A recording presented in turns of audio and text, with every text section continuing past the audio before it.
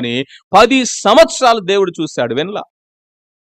10 సంవత్సరాలు ఇంక ఏమైపోయి ఉంటుంది ఊహించండి. మోయాబులో మందిరం ఉందా?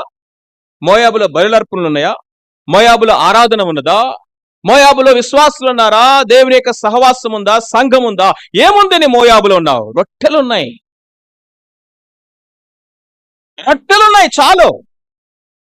అదేనండి బ్రతుకుకి ఆధారము. మనుష్యుడు రొట్టె వలన మాత్రం కాదు, దేవుని నోట నుండి వచ్చి ప్రతి మాట వలన బ్రతుకును. ఇది సత్యం.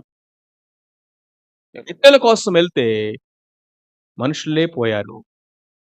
ఎంత కఠినమైన సత్యం ఇది. నేర్చుకోవాలి మనం పాఠం.